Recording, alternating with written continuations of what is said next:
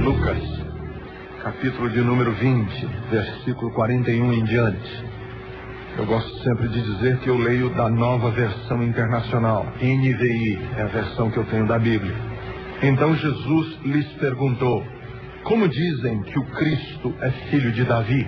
Próprio Davi afirma no livro dos Salmos: o Senhor disse ao meu Senhor: senta-te à minha direita, até que eu ponha os teus inimigos como estrado para os teus pés. Portanto, Davi o chama Senhor. Então, como é que ele pode ser seu filho? Estando todo o povo a ouvi-lo, Jesus disse aos seus discípulos: cuidado com os mestres da lei. Eles fazem questão de andar com roupas especiais.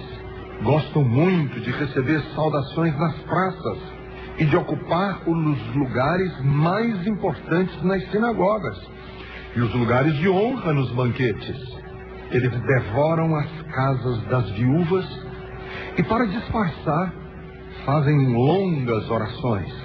Esses homens serão punidos com maior rigor. Queridos, os judeus não contribuíram muito com obras arquitetônicas para a humanidade, com grandes impérios, no sentido militar ou econômico da palavra. Os judeus nunca tiveram nenhum grande estado, por assim dizer. A maior obra arquitetônica que os judeus tiveram foi um templo dedicado a Deus. Nunca construíram grandes obras, nunca tiveram um grande exército, jamais se constituíram uma nação imperialista no sentido imperial da palavra, como foi a Babilônia, como foi a Grécia, como foi a Macedônia, como foi Roma. Nunca. Mas os judeus contribuíram com a história da humanidade de uma maneira ímpar. Como nenhum povo contribuiu tanto como os judeus. Desde a história antiga, José do Egito, foi um grande estadista numa terra estrangeira. Moisés, que grande contribuição de Moisés para a humanidade, como um legislador, um idealista, um revolucionário. Como Josué, uma concepção estratégica de militar impressionante. Davi, um poeta, um rei, um monarca sem igual. Salomão, um mecena das artes, um urbanista, um empreendedor.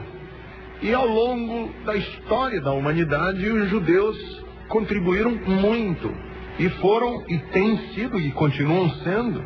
Por exemplo, a cura da sífilis, que é um composto chamado Salvarsan, é um medicamento descoberto por um judeu, chamado Ehrlich. A cura da difteria, através da reação de Schick, foi inventada pelo judeu Bela Schick. A descoberta do valor nutricional das vitaminas se deve a um judeu, Casimir Tunk.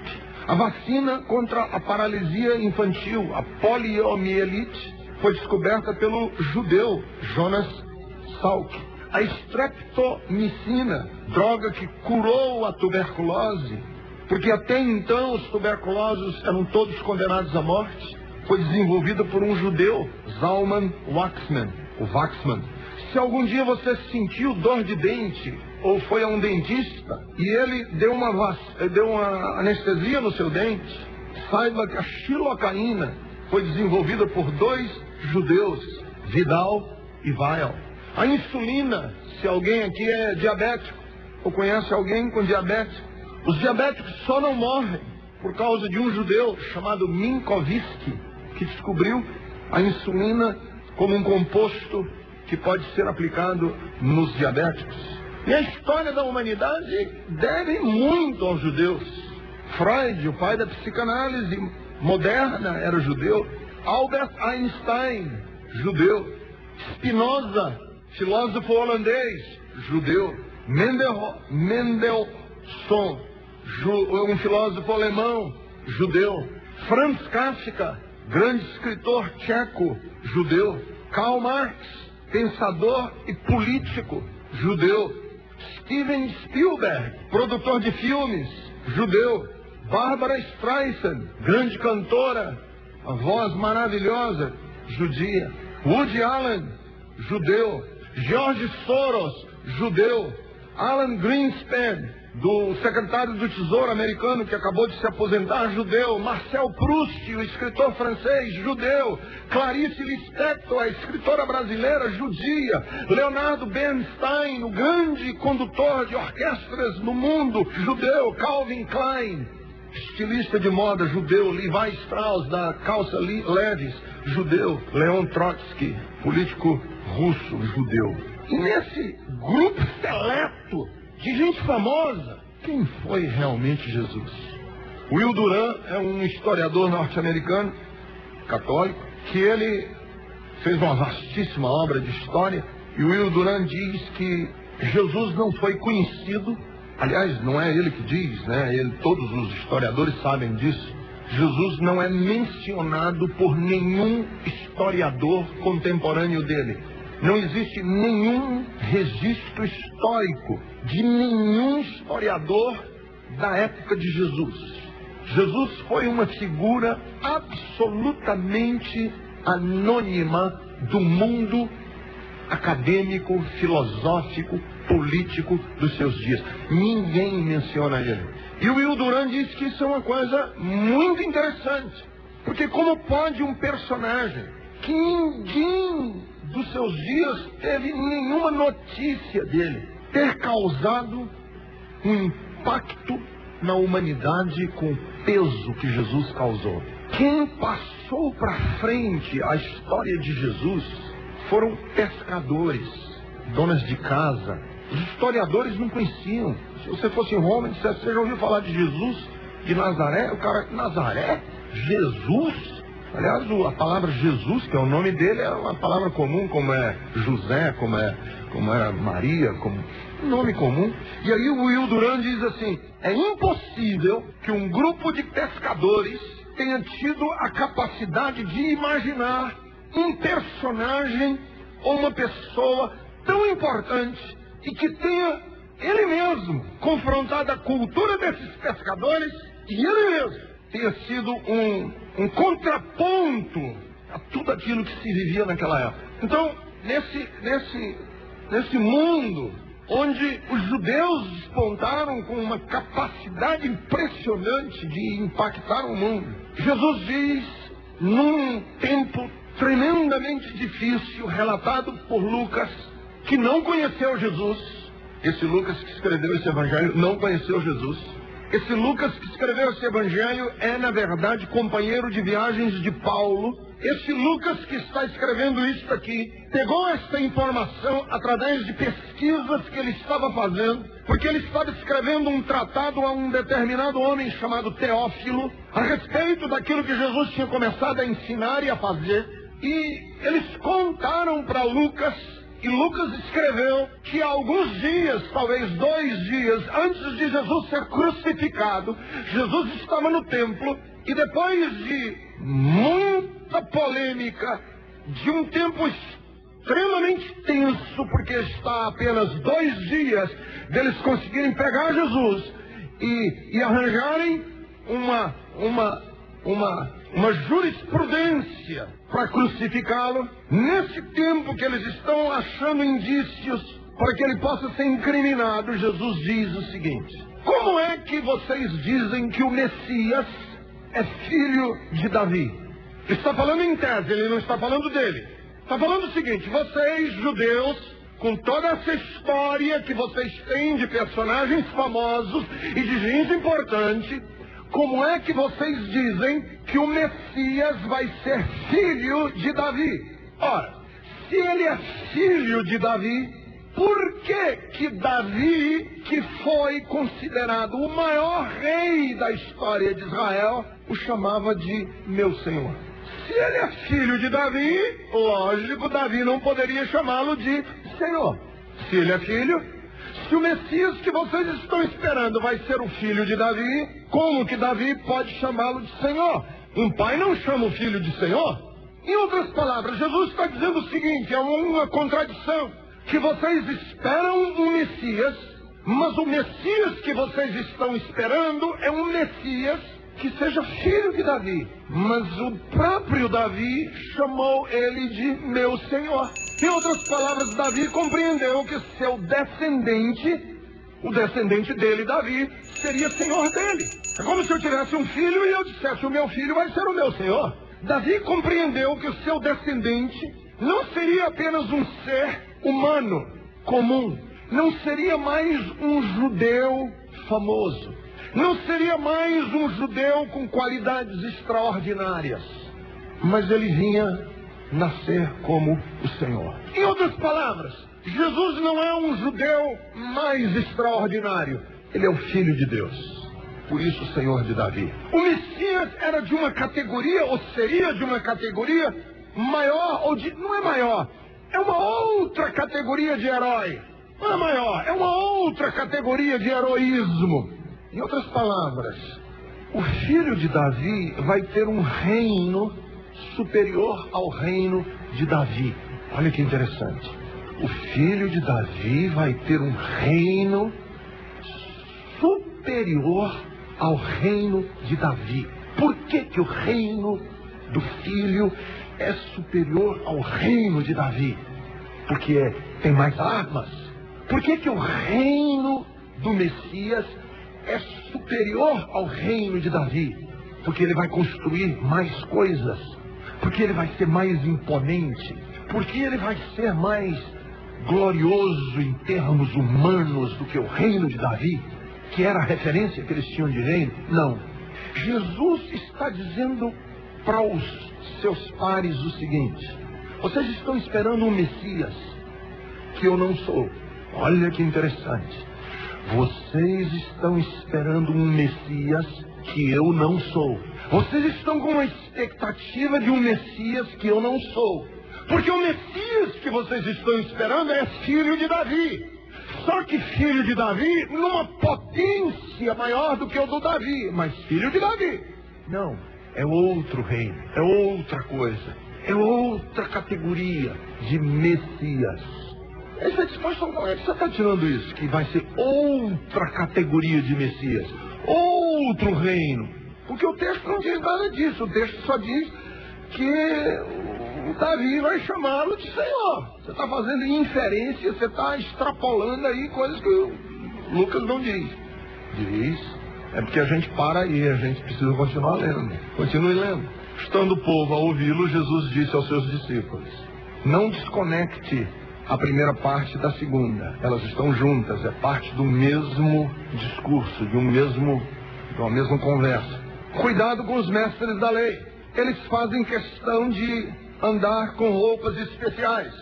Gostam muito de receber saudações nas praças, de ocupar os lugares mais importantes nas sinagogas. Gostam dos lugares de honra nos banquetes. Eles devoram as casas das viúvas e, para disfarçar, fazem longas orações. O que tem isso uma coisa a ver com a outra, pastor? Ele acaba de dizer que o Cristo é filho de Davi e o Davi chama ele de Senhor, que está escrito no livro dos Salmos. E aí ele vem com uma conversa de mestres da lei, não tem nada a ver com outra. Lógico que tem. Vejam, os religiosos do dia de Jesus queriam formar uma religião que eles queriam que fosse baseada em quê? Primeiro, na indumentária, na casca exterior. Uma religião em que a autoridade estava nas roupas especiais, nas indumentárias. Não tem um ditado popular que diz que o hábito faz o monge? A roupa, parte externa, a simbologia externa. Segundo, era uma religião que vivia da adulação, de adular. Pessoas que firmavam sua identidade nos elogios, nos confetes, a vaidade pessoal. Aí, está aí escrito no versículo 46. Gostam muito de receber saudações das praças. Gostam de títulos, gostam de aplausos, gostam de serem referenciados, gostam de serem chaleirados, gostam de receber confetes, gostam de rasga-seda. Tem essa expressão, né? Rasga-seda. Tem gente que gosta. Uma religião baseada nisso. Gostam de lugares mais importantes nas sinagogas. Falando dos religiosos. Lugares mais importantes. Gente embriagada pelo poder. O lugar da proeminência. Querem se impor pelo poder que possuem. A religião assim. Essa é a expectativa que eles têm, religiosa, messiânica. Pessoas que desenvolveram uma religiosidade sem escrúpulos. Por que sem escrúpulos? Porque no versículo 47 diz que ela era predatória e perversa. Duas coisas horrorosas na religião. Quando a religião é predatória e quando ela é perversa. Predatória por quê? Porque devora. E perversa por quê? Porque devora as pessoas mais fragilizadas, que são as viúvas. Fragilizadas economicamente naquela época que não tinha seguro social. Fragilizadas emocionalmente porque elas estão na viuvez, e quem é viúvo sabe a dor da viuvez. Uma religião que devora, e devora gente indefesa. E quinto, eram pessoas que mantinham a formalidade religiosa. Olha as características do esquema onde estão envolvidos os homens que esperam o Messias. Olha o esquema onde eles estão dentro. Estão esperando o Messias. Vem, Messias, vem. O Messias vai chegar. O Messias vai chegar. O Messias vai chegar. Jesus diz o seguinte, olha, vai chegar o Messias, que é filho de Davi, mas ele é diferente de vocês. Por quê? Porque vocês vivem nas seguintes categorias. Primeiro, vocês gostam de casca. Lavam o exterior e dentro está podre. Gostam de roupas especiais. Querem se firmar pela aparência externa. Segundo, gostam de adulação. Gostam de serem adulados. Gostam de chaleira. Gostam de serem chaleirados. Gostam de aplausos. Gostam de elogio. Louvado seja eu. Graças a mim mesmo. Entendeu? Vocês são assim. Vocês são pessoas embriagadas pelo poder. Porque vocês gostam dos lugares mais importantes nas sinagogas e gostam dos lugares de proeminência nos banquetes. Tem um banquete e você fica ansioso para saber onde é que você senta na cabeceira. Vocês são pessoas inescrupulosas, porque vocês passam por cima das pessoas. A espiritualidade de vocês é predatória. E não é só predatória. Além de predatória, é perversa. Porque vocês passam por cima de pessoas indefesas, as viúvas. Vão na casa das viúvas e devoram o soldo, o pouco que a viúva tem, para gastarem com o que não deve. Mas vocês sabem manter a formalidade piedosa. As orações são longas, bem feitas, articuladas. E vocês estão esperando um Messias. Portanto, o Messias que vocês estão esperando, vocês gostariam que eles não mexessem nisso. Que ele venha poderoso. Que ele venha. Venha, Messias, para nos dar um reino imponente a Israel, para nós sermos a nação do mundo. Venha o Messias, para ser maior do que foi Davi, para ser maior do que foi Salomão, para ser mais poderoso do que foi o Einstein, para ser ainda mais inteligente do que foi o Bernstein, para ser o tchan-tchan-tchan da nossa cultura. Mas não mexa nisso. Jesus disse, não, eu vim foi mexer nisso. Eu vou demolir isso. E o meu reino não é exército, não é invento, não é conquista, não é império. O meu reino é demolir isso. Agora vocês entendem por que eles quiseram matar Jesus, né? Tem toda uma expectativa. E Jesus diz, vocês estão no caminho errado do que eu vim fazer. Ora, se esse modelo é denunciado por ele, Jesus, e ele é Senhor, então é assim, Jesus era um Messias, filho de Davi, portanto humano, porque é filho de Davi, mas ao mesmo tempo é Senhor e portanto é divino, 100% homem, 100% Deus. Então, a primeira coisa que eu queria falar para vocês hoje é o seguinte, Jesus era totalmente diferente e ao mesmo tempo era totalmente igual a todos os homens. Olha que interessante isso. Ele é filho de Davi, mas ao mesmo tempo que ele é filho de Davi, ele é outra coisa. Porque ele é outra pessoa. Ele é Deus que se encarnou, se fez homem e veio morar entre nós. Então em Cristo nós temos uma pessoa exatamente igual a todas as outras pessoas, mas com uma proposta de vida completamente diferente, porque a proposta de vida não de um humano, é a proposta de vida que Deus trouxe para os homens. Daí Davi chamá-lo Senhor, sendo ele o seu filho. Porque Davi precisa, ele como Davi, sendo rei, sendo quem é, ele precisa de outros valores. E os valores que Jesus veio trazer são outros. Vocês lembram no dia em que Judas levou os soldados para prender Jesus? Vocês lembram? Jesus está no jardim do Getsemane e Judas leva os soldados do templo. Esses soldados não são romanos, são soldados da guarda do templo, para prender Jesus. E quando eles chegam lá no jardim, está de noite, é de madrugada, escuro. Naquela época não havia luz elétrica. E Jesus está com os discípulos orando no jardim do Getsemane. E Judas se aproxima. E eles estão com tochas de fogo no jardim. E os soldados dizem para Judas: nós queremos prendê-lo, mas quem é ele? Veja, Jesus está no meio dos discípulos e não há como distinguir ele dos outros. Ele é igual aos outros. A roupa é igual, o aspecto é igual, ele não é diferente.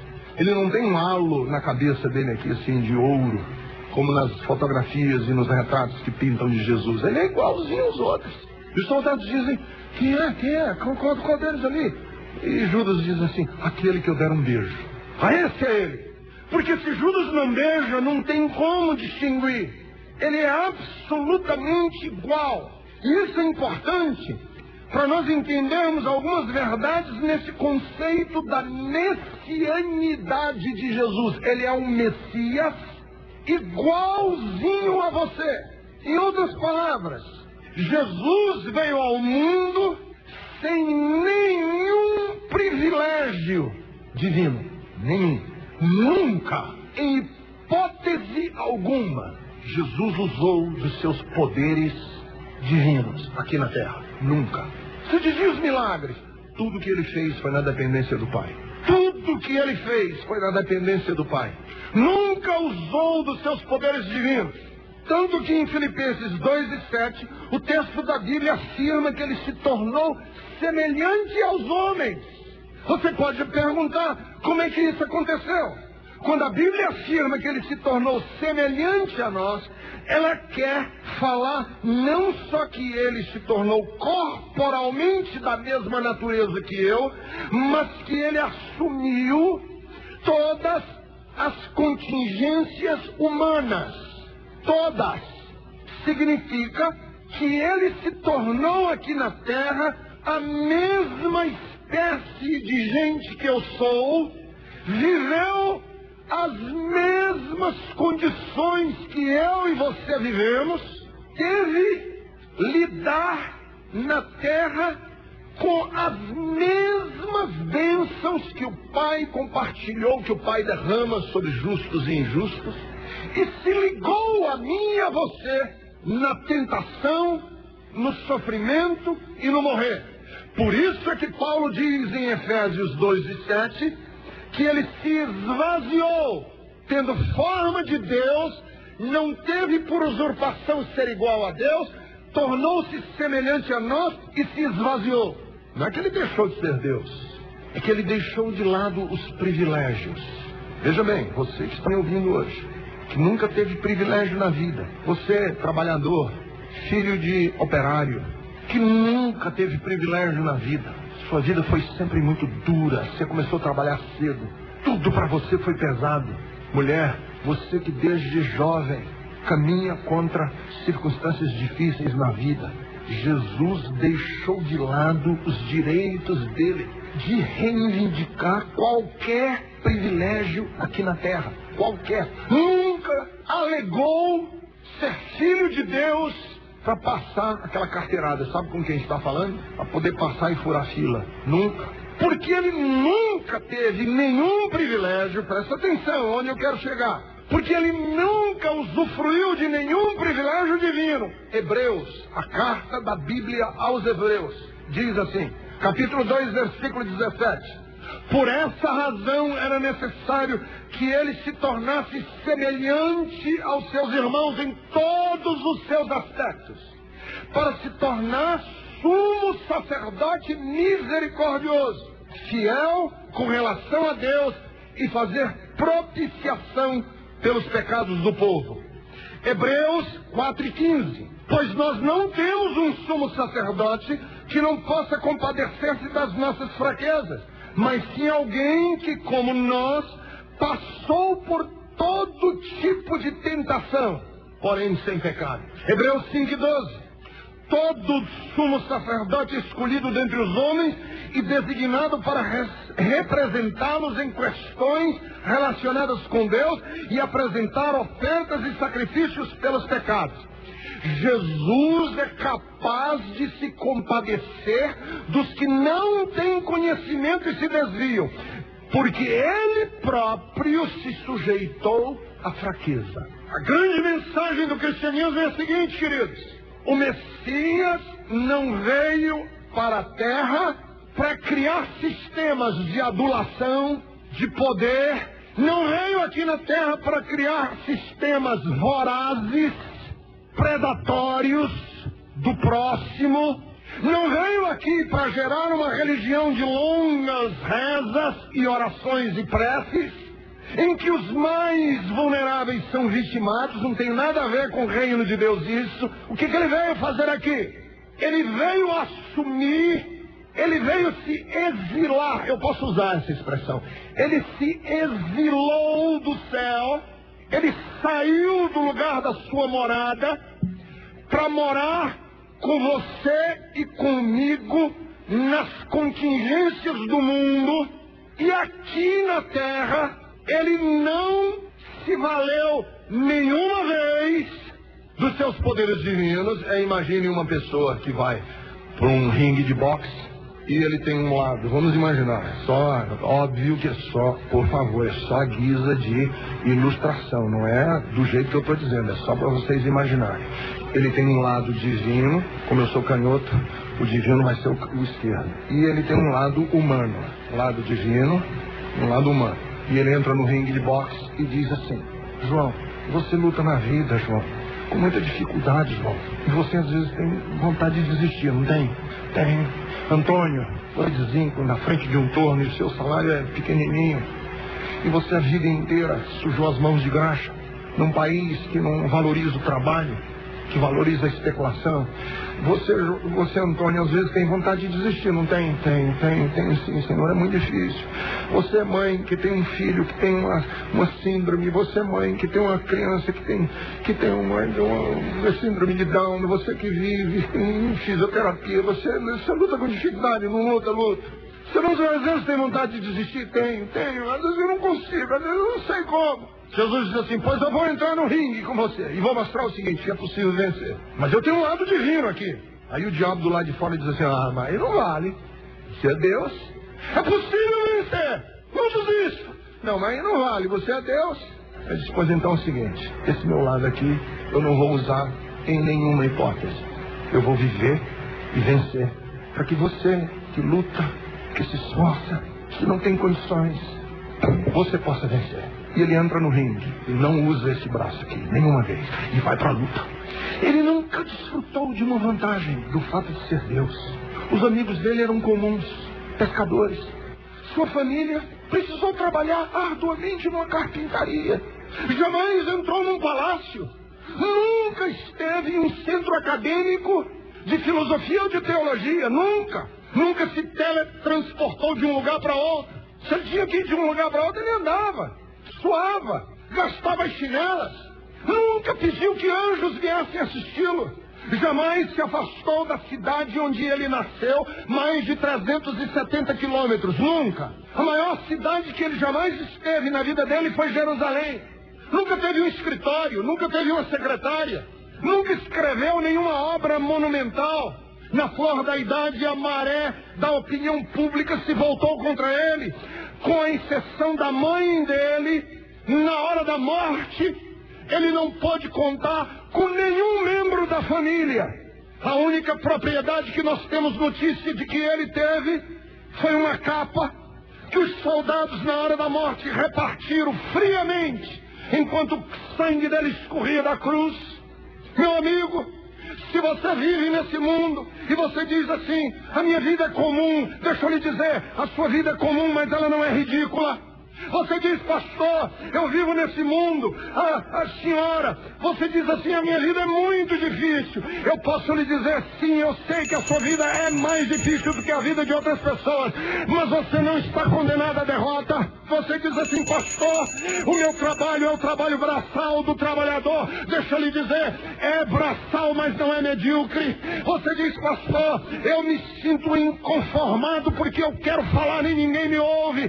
Jovem, você não é um idealista irresponsável, sabe por quê? Porque aquele que foi o mais comum de todos os homens, Deus lhe deu um nome que está acima de todo o nome. Aquela pessoa que viveu a vida mais difícil não foi derrotado, mas derrotou a vida. Aquele que não se valeu dos seus valores divinos e viveu como você e como eu, é hoje Senhor dos senhores e Rei dos reis. Ninguém que perdeu paradas, ninguém ferido no ringue, ninguém que sobe ladeiras precisa se sentir derrotado. Veja, ele morreu vítima de um tribunal que foi uma zombaria judicial. Aquele tribunal de Cristo que julgaram ele foi um escárnio jurídico. Sofreu, depois de julgado, o que hoje é catalogado pelas Nações Unidas como um crime contra a humanidade. Tortura. Ele foi torturado. Como são torturados os bandidos das delegacias brasileiras? Como são torturados os soldados iraquianos nas prisões americanas? Como foram torturados os jovens brasileiros na ditadura militar? Como são torturados ou foram torturados os dissidentes de Stalin na União Soviética, nos gulags? Ele foi torturado inclementemente. Morreu uma morte que hoje é uma síntese, que é a morte da cruz. Que a vítima ficava 3, 4 dias penduradas, morrendo à míngua. Morreu numa montanha que foi tão horrorosa. Essa montanha era tão horrorosa que ela ficava do lado de um lixão da cidade, chamado em grego de Guerrena, que eles chamavam de inferno. Esse monturo queimava um lixo que não apagava nunca. E a fumaça daquele lixo dava um cheiro fétido na montanha. E ao longe, a montanha parece que tinha a silhueta de uma caveira. Por isso se chamava Gólgota em hebraico, Calvário em grego. Os parceiros dele, os amigos, o abandonaram na hora da morte. Todo mundo fugiu. E ele foi traído por um dos companheiros mais próximos. Em seus últimos momentos de vida aqui na terra, estava ladeado de 2 ladrões. Mas, meus amigos, 20 séculos já se passaram. E hoje ele é o centro da humanidade. Líder e coluna da história. Se somarmos todos os livros escritos, se considerarmos todos os exércitos já reunidos, se contarmos todos os tratados filosóficos já concebidos, se catalogarmos todas as leis já passadas pelos parlamentos do mundo inteiro, ninguém, absolutamente ninguém, conseguiu afetar a humanidade com tanto poder como aquele frágil peregrino judeu chamado Jesus de Nazaré. Aleluia. Essa é a mensagem para os pobres do mundo. Não desistam.